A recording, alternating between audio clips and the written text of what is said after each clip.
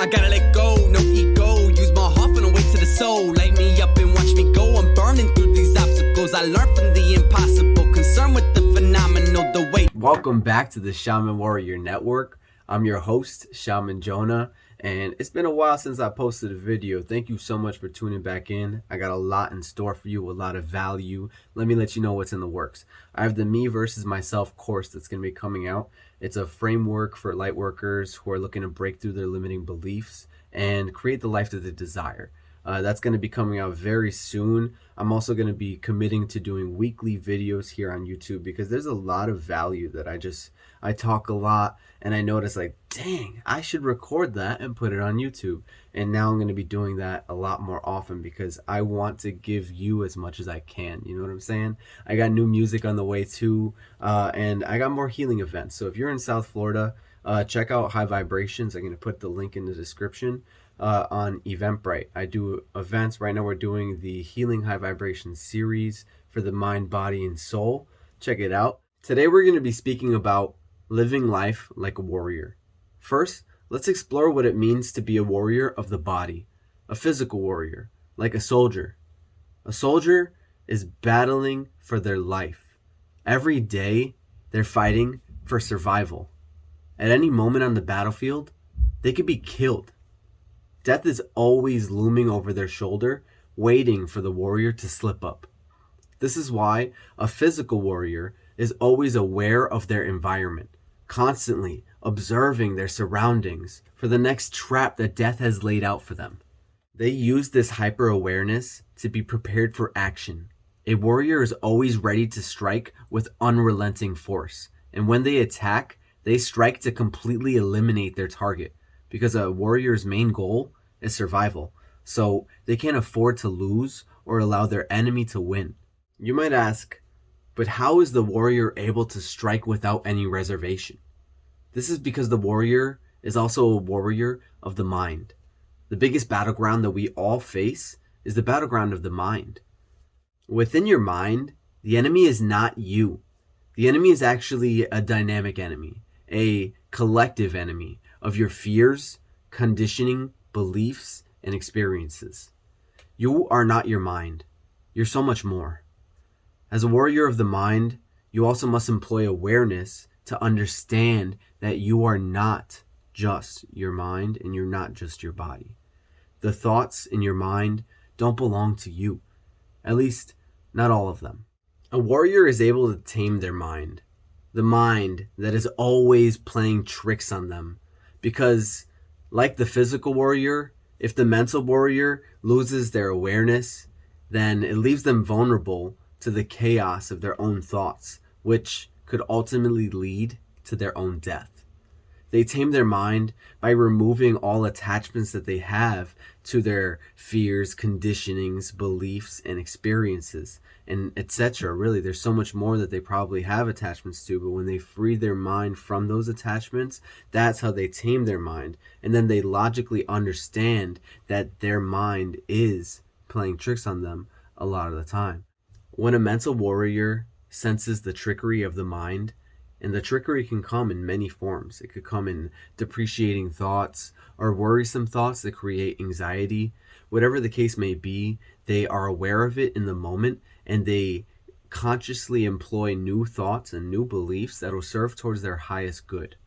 How many thoughts are in your mind that are not serving you towards your highest good? A mental warrior is able to actively identify whatever thoughts aren't serving towards their highest good and create new ones to counter. So, what about a spiritual warrior? We've all heard the phrase, protect your energy. Let's dive a little deeper into what it actually means. First, you got to understand that energy is real. Energy is information that vibrates. And the information that's stored on that energy is dependent on the frequency that's being generated. So when you're sad or you're angry or you're scared, you emit a low vibrational frequency that can be felt by everything. And a spiritual warrior is always aware of all of the frequencies around them, including their own personal frequency. Not only are they aware of these frequencies, but they're also able to discern whether the frequencies are high vibrational or low vibrational. And they understand that if they allow low vibrational frequencies into their own personal energy field, that will ultimately begin to affect the rest of their being. Energy frequencies move in waves. And as these waves crash into your energy field, there's an energetic exchange that happens. During this exchange, some energy is stored and some energy is projected back. This means that when you receive low vibrational frequencies, you're storing some of that energy while also sending back frequencies from your own personal energy field. So how do you protect your energy? Well, the world is filled with low and high vibrational frequencies, so it's pretty futile to try to be like, hey, I'm going to just avoid all low vibrational frequencies, because low vibrational frequencies are omnipresent just as much as high vibrational frequencies are omnipresent as well.